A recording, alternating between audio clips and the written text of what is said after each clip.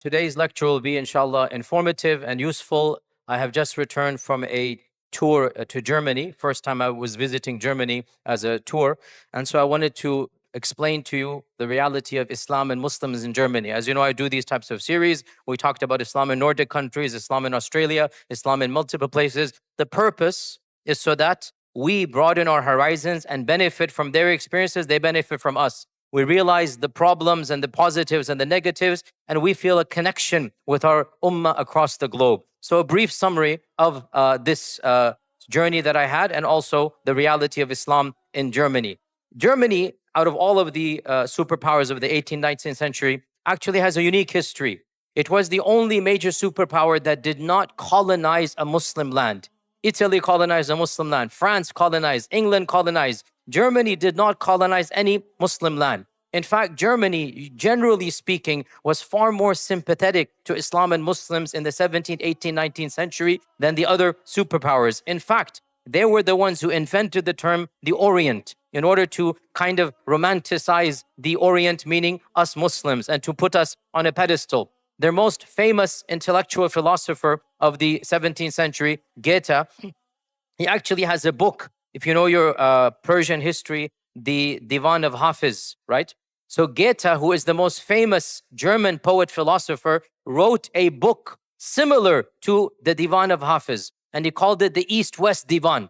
And in it, he praised Islam, and he mentioned that Islam, out of all of the religions, is the most global religion. So in the 17th century, one of the most greatest minds from this region is actually praising Islam when England and other countries had nothing but disdain for Islam. So from the beginning, generally speaking, the German mindset was more sympathetic to Islam and the Ottoman Empire. And this is actually demonstrated even in political ties. So in the 19th century, the Ottoman Empire actually established ties with Germany. And the German Kaiser, the Emperor Wilhelm II, actually visited Istanbul. So the German Emperor Wilhelm II visited Istanbul 1898, and he met with Sultan Abdul Hamid. There's a famous place in Istanbul. If you go there, they constructed an entire mini, if you like, podium, which is still there, one of the iconic sites that you will find. So, and there's video footage of the emperor coming, because it's 1898, so black and white video footage.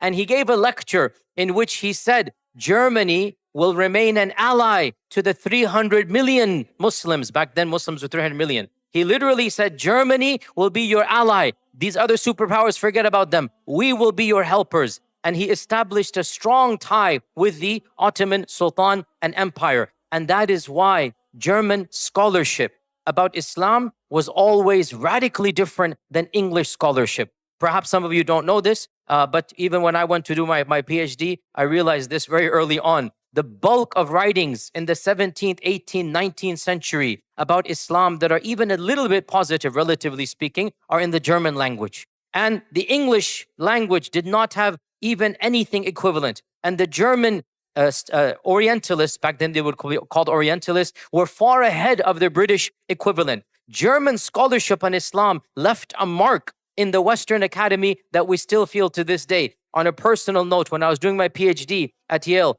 both of my professors were German.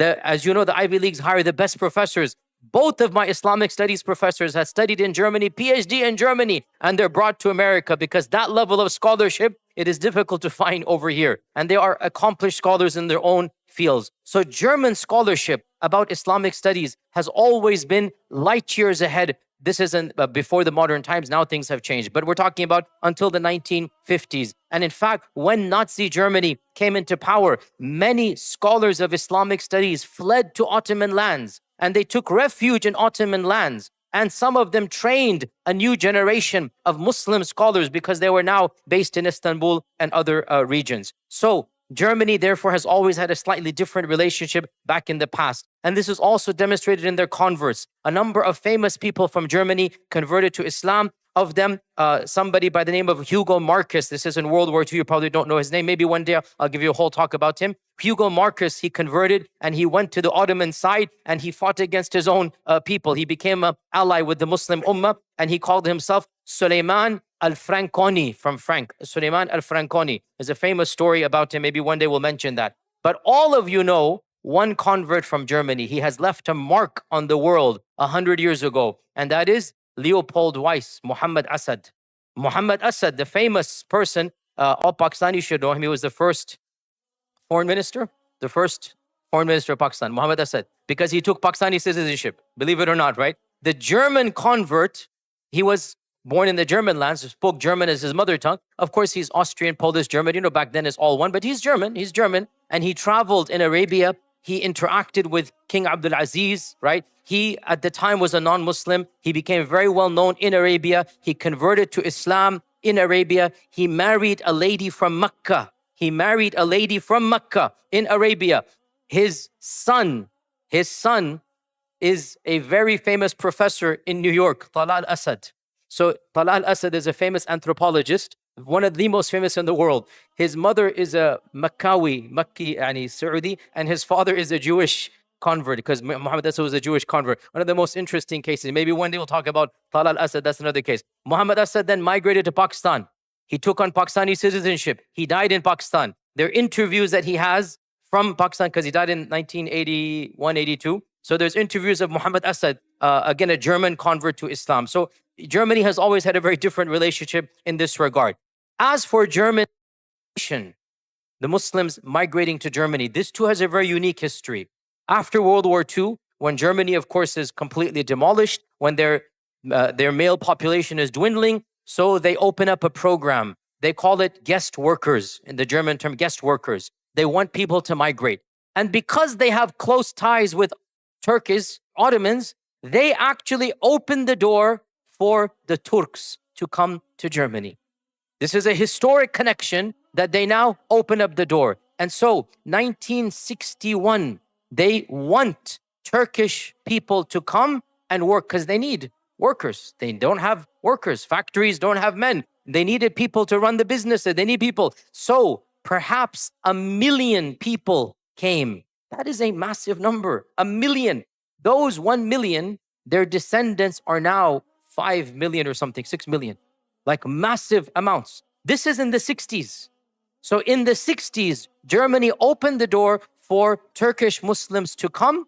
And because of this, as we're going to come to, large groups of Turkish Muslims came. And now their third generations are in Turkey, are in Germany now. Not their children, their grandchildren and great-grandchildren. Because this is a migration before America. American migration, took place primarily 80s, some 70s, very few 60s. 80s and 90s is the main migration. In Germany, the migration is 1.5 generation before. So when I went there, the majority of the Turkish Germans that I met, their grandfathers had come. Their fathers and mothers were born in Germany. Their grandfathers had come from Turkey to Germany. So this is the largest group of migrants that have come, and we're going to come back to them. Along with this, in the last 20 or 30 years, Germany has also opened the door for migration from other lands, and especially from war-torn lands. And so Afghanistan and Syria, perhaps 1 million each. Massive the largest group of migration from Afghanistan to any Western country has taken place in Germany.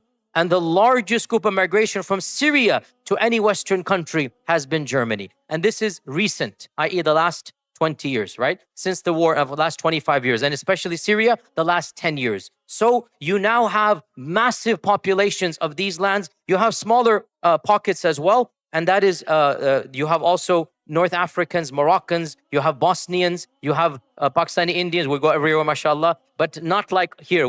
Our percentages are nowhere there.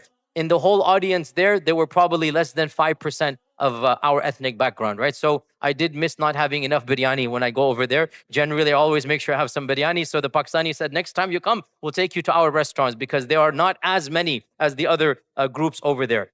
Currently, how many Muslims in Germany? Unbelievable, unbelievable. It is estimated that up to 8% of the country is Muslim. 8%. And this 8%, as is always the case, you cannot say 8% for the whole country. Cities, the bigger cities will have what? More or less, more population. I was completely blown away. Hamburg and Berlin, more than 10% Muslim. When I was driving down Hamburg, my host said to me, in this one street that we're driving, there are over 50 musallas. 50 in this few miles, one street, one main street, 50 areas to pray. I said, no, you got to be 15. No, 50, he said. Frankfurt, which is the hub of international trade, you will be completely blown away. It is estimated 15% of Frankfurt is Muslim. Unbelievable. Again, statistics are, and you see this because everywhere you go, there are literally like corner stores that are selling halal products, selling stuff from the Middle East. Corner stores that are Afghani in origin or Syrian or Iraqi, shawarma places everywhere. And you know, all the different cuisines and all the different people. Everywhere you go in the major cities, you find the presence of Islam very, very clear, very palpable. However, obviously, as with all, there's positives and negatives in each one. And the fact of the matter is that it was eye-opening for me to hear from the German Muslims the reality of life in Germany. There is a sentiment of fear. There is a climate of intimidation right now. Alhamdulillah, I was allowed to go preach there. There are many preachers that are banned for the most trivial reasons, number one. Number two, me, myself, and you know my track record, I'm not involved in anything radical or whatnot. It wasn't about me. We couldn't rent a single university campus or a public hall for my talks. I said, why? Is there any issue with me? No. Everybody is scared to rent to Muslims. The non-Muslims, they don't want to be involved with the Muslim population, despite the fact we're 15%. But they don't want anything to do with having anything Islamic, anything public to do with Islam.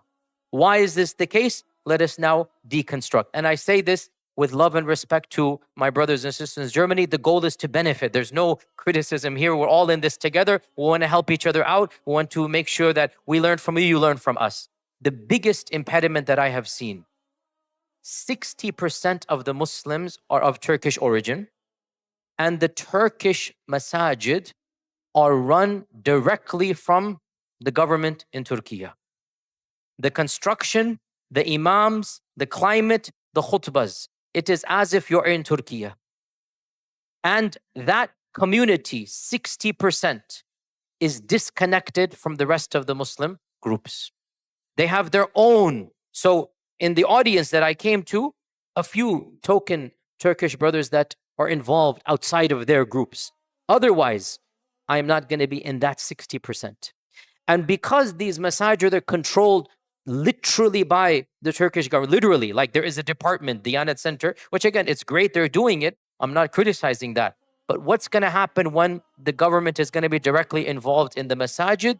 No politics, no khutbah, no nothing about, you get the point, like no political engagement. Just pray, go back home, pray, read Quran, do dhikr, go back home. So 60% of the population of Muslims, they're completely disconnected from civic society.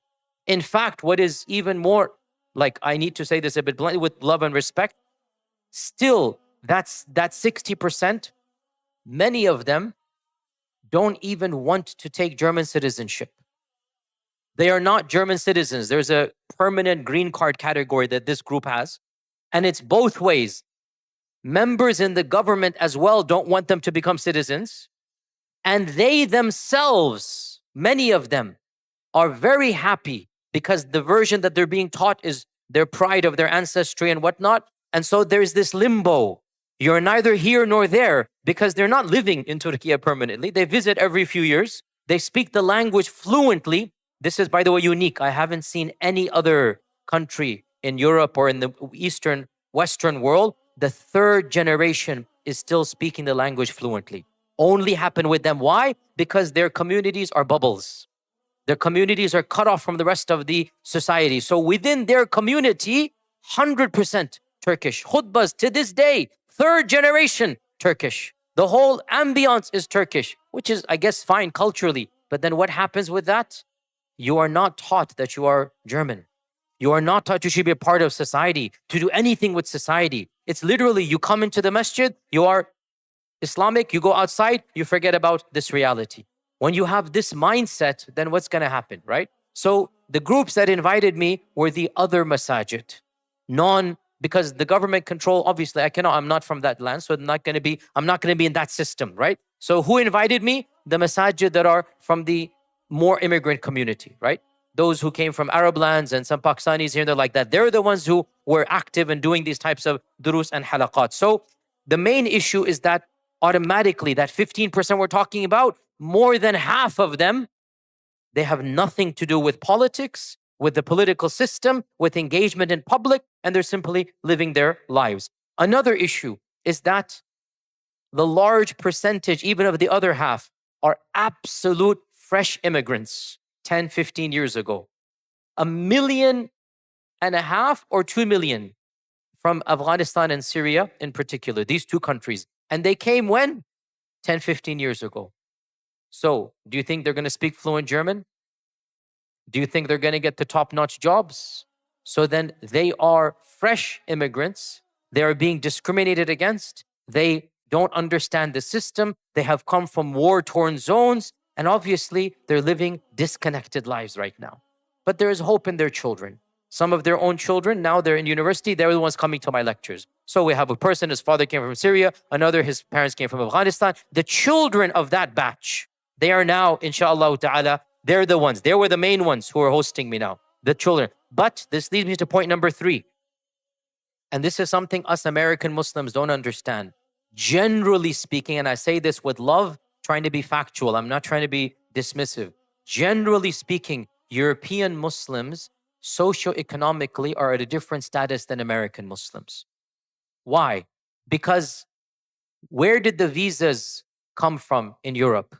Who was the visa given to in Europe? To the workers. And in America, who was the primary recipient of visas? Students and skilled workers. Students and skilled workers. The primary, we know this. We all know this, right? This makes a massive difference in mindset and in socioeconomic clout. And I cannot impress upon you the reality of this. Most Muslims in Germany are socioeconomically not middle class, if you get my point. The majority of them. And this also reflects in education. The people that I told you were third generation, I was shocked. They are the first people to go to university in their line. Their grandfather and grandmothers are workers. Their parents were working menial jobs. It's this generation now that they're just beginning to go to university. The culture of education is not the same as over here. You know, for most of us, our children cannot even think of stopping after high school. It's not even an option, right? Straight to university, it's not even an option. You have to understand that's not the case for most of Europe still. It's still not the case. And this has impact because your socioeconomic clout, your political clout is all going to come with education, with integration. So when the bulk of these 15% are not economically empowered, they're not even some of them speaking German fluently, what is going to happen? And there's not a culture of education. Rather, there's a culture of isolation, which leads me to another negative. And again, I say this, O Muslims of America, we really have a lot of positives we should thank Allah for. When you're living in Europe, when you're living in Germany, for example, America is a land of immigrants. We are all immigrants. And the diversity of languages, skin colors, ethnicities, it's something we use to our advantage. Europe is not a land of immigrants. And when Muslims are the only immigrants, they have a different religion and a different skin color and a different cultural identity. It is very easy for the dominant group, because it's only one group and one culture and one skin color and one language, right? It's very easy for the dominant group to put you down, demonize you. We know this in this country, that the people that are looked down upon, they're divided into different categories, right? I don't want to be too explicit. Some have to do with south of the border, some have to do with the skin color, some have to do with immigration, so the hatred of the dominant group is split amongst multiple people. Do you understand what I'm saying here, right? The racism is split. Imagine in Europe, in Germany, in France, all of that racism against immigration, against the wrong skin color, against the wrong this, against all of that combined against us. That's the reality. So the reality, therefore, is that 15%, that 10%, they're not equal to the rest of the 85, 90%. They are living like second-class citizens. Education, it's not in your face, but it's not as welcoming. Jobs, you apply and the other person applies this. They said the same thing to me, like the name, the background, that hidden racism, right? That second-class citizenship, it is very clear over there. And therefore, this leads me to my next point, one of the most awkward points, but it needs to be said here. When you have a large group of disenfranchised young men and women cut off from the broader opportunities in public, right? What do you think is going to happen to that group in terms of their understanding of Islam? Which strands and versions of Islam will appeal to them more? The mainstream ones or the more hardline ones? Again, we need to understand human psychology, right? When you are persecuted even a little bit, you like ideologies that seem to give you extra power, make you more elitist, make you look down at everybody else. And so, not surprisingly, I don't want to mention too explicitly, very hardline groups are popular amongst the youth, some of which are banned by the government. And of course, when you ban the group, what's going to happen? What's going to happen? Even more popular. When the government bans the group, right? There's a group that wants to call for khilafah all the time, right? That is the most common group in that land. And they have protests with their faces covered, waving the flag that we want the khilafah. What do you think is going to happen when the fellow German people see this reality, right? Covering their faces and waving the flag and whatnot, and we want to establish the khilafah and whatnot. I don't blame them because that's their education, that's their... But what is going to be the backlash? The backlash is, listen to this, one of the most popular political parties is a resurrection of the Nazi party. It's called the AfD.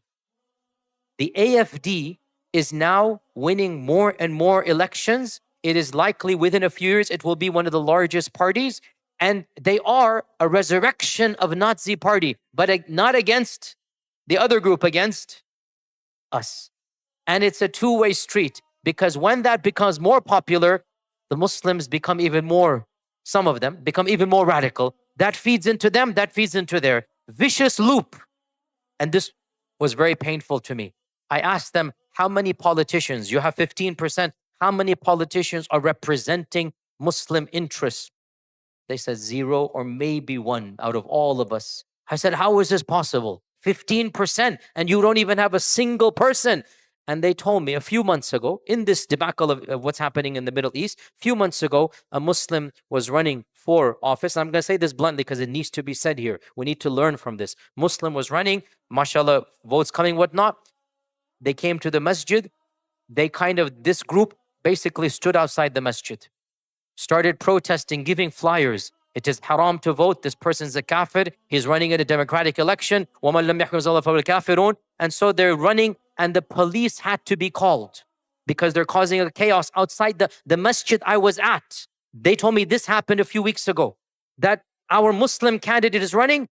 We got the protests from the youth of our own community. You cannot run. It is kufr to run. It's haram to run. And we had to bring in the police because they're getting physical and whatnot. And then the media got involved. Now, what do you think is going to happen when the media comes, right? So we have a lot of internal, and I say this, wallahi, not to, astaghfirullah, to make it worse amongst them, but to make us realize, like, how long are we going to have this debate? The people don't even view themselves as being a part of society. So what's going to happen then? Where are your rights going to go? And therefore, don't be surprised. In multiple municipalities, there are clear Islamophobic politicians. In multiple areas, they have attempted to ban the hijab. They've attempted to, here's another point. Germany, churches and synagogues get funding from the government. Mosques, 0 funding. I said, how can this be fair? How is it fair for a secular land? You can go and sue and whatnot. Nobody's done that. The mosques get zero funding. And there's a special tax everybody pays. The state will help build the church. The state will help finance the synagogue. And if the Muslims came together legally, they could petition to get money because it's a general, all faith-based communities. But they're not doing that. Why? Again, this internal issue, not coming together, not petitioning, not whatnot. And subhanAllah, in the last 11 months or 12 months, because of Palestine and Gaza, you realize out of all of the European countries, out of all of them, Germany is the most pro-Israel, the most pro-Israeli. There is not even any competition. And the reason for this is obvious. They think they need to make up for what they have done in World War II, right? They feel that because of World War II, because of what our ancestors did, we have to be the most pro-Israeli. And this is reflected in their policies top down. To this day, Germany has not given even a modicum of humanity to the Palestinians. Not even a ishara, not even a gentle, nothing. To this day, they have always said Israel has a right to defend itself. And when the issue started 11 months ago, 12 months ago, first thing Germany did, they banned protests for Palestine. Complete ban, blanket ban. The Muslims, alhamdulillah, at least they sued. And they told me a few months ago that has been lifted, but then with conditions. So they told me from the river to the sea, that phrase, if you had said it up until 2 weeks ago, you would be put in jail and fined. You could not say it. Then another court case, and they just got that lifted as well. That from the river to the sea is allowed to say. Palestinian flag was banned, they got that lifted as well. Everything the government, here's another difference. Their government has a very different system of laws than our government does. The government has the right to pass laws, and then if the police or if the people challenge them, then the laws are withdrawn. But the government doesn't need too much approval. They can get it done. And so this is reflected in their anti-Palestinian policies. What the government has now done, basically began to intimidate the Muslim community. It was very sad for me to hear that what this entity does, what the government is like a secret police. If any person is becoming too active, if they're giving Palestinian protests on Facebook or whatever, because look, Germany is supposed to be a democracy, supposed to be freedom, technically. But here's how that country is different than ours. And this is so sinister, wallahi. The friend told me this, that if you're active, the police will call your boss. The police will literally call your boss and say, we want you to know that your employee is being investigated. Thank you very much, bye-bye. That's it. We want you to know so-and-so, he's on a list and we're just looking at his record. That's it. Now what's going to happen? You tell me. You're going to get let off the next time. Get the intimidate. Now, you cannot sue the police because what have they done? They've intimidated, but they haven't literally said anything, right? You're not being charged with a crime. It's just like we're investigating him. And that's why and I asked him permission. I said, can I say this on your behalf? I went to multiple cities. Every city I met with the shuyukh and scholars there. Every city I spoke with the activists there. They all said the same thing. We are under a climate of fear. We are under a climate of fear. We're worried about what to say. Not physically, you're going to get dragged off, but we're going to lose our jobs. And like I told you, even my lectures, I was like, never, in no country is this the case. They couldn't hire a hall for me. 1,000 people coming, 800 people coming. There's no space. Why? Because anytime we say Islamic lecture, they don't even care who it is. No university and no hotel. It's like I said to them, Yahi, this looks like what happened 1920s to the other group. Looks like that intimidation is happening to you guys. The irony, out of running away from what they did, what are they doing? Do you understand? I cannot be too explicit. You understand what I'm saying here? The irony, out of running away from what they did back in the 1920s, 30s, and 40s, right? It's not as bad as 1940 yet, but wallahi, this is 1920. Like 100 years ago, where that second class, where if you're a Muslim, that separation begins, where the mark is very clear, social pressure, education pressure, job pressure. And it hurt me. So many questions were about hijrah. Can we leave? Should we leave? really hurt me. 15% of the city. And they're wondering, should we leave or not? And I said to them, I cannot tell you that because I don't live here. I don't know the pressures. But I'll tell you generically from the seerah, and with this we conclude, inshallah. Generically from the seerah, we learn you stay in your land as long as you have the freedom to worship Allah. And you fight back within the system. And you keep on preaching and teaching. As of yet, it's a nuisance and irritation. You're not being physically persecuted. You're not being dragged away and thrown into jail. As of yet, it's intimidation. And if you were to combine together, if you were to get that 10, 15%, you could create a ripple effect and a change. And they all recognize this. So I said, I cannot give you a specific verdict, but generically speaking, I said to them, my gut instinct would be, your main job right now is to mobilize, is to come together, is to tap in. No city has the entire Muslim community under one banner. They are divided ethnically, divided socially, divided into these firaq as well, unfortunately. And so this group of 10%, 15% is just a statistic on paper. I said to them, if you can get rid of the internal divisions and come together because your group is one and the Islamophobia is against all of you, if you can do this, then subhanallah, what force can stop you? So I want to conclude with this point. First and foremost, we thank Allah for whatever issues we have here, very different. We don't have 15%, no doubt about that. We're less than 1 or 2%. In Dallas, we're 1.7%, by the way, which is more than the rest of the country. Greater Dallas area, we're relatively higher than the rest of the, but still 1.7%. By the way, that's all of Dallas. Maybe Plano might be a little bit more. Somebody should do some surveys on this. I think Plano is probably 5%, I would assume. Like good amount. Plano is a good amount, inshallah. We are a relatively good percentage in this part of the country, but 15 is beyond our imagination. No part of the country is 15%. We benefit from them and then realize, oh Muslims, the whole world is having its own issues. There is no Jannah on earth. There is no Jannah. And I said to these brothers, Hijrah where? Where? Name me a country. And they named a few and I pointed out problems in each one they named. For how long? For what? No. The general rule, as much as you can, you stay where you are and you fight for your rights and you preach and teach Islam and you make sure you're able to pass this religion down to your children. So I hope inshallah that was of some benefit to study about the Muslims of other lands, and I make dua for them and for all of us. May Allah subhanahu wa ta'ala keep our hearts united and cause us to benefit the ummah. Jazakumullah khair. Assalamu alaikum wa rahmatullahi wa barakatuh.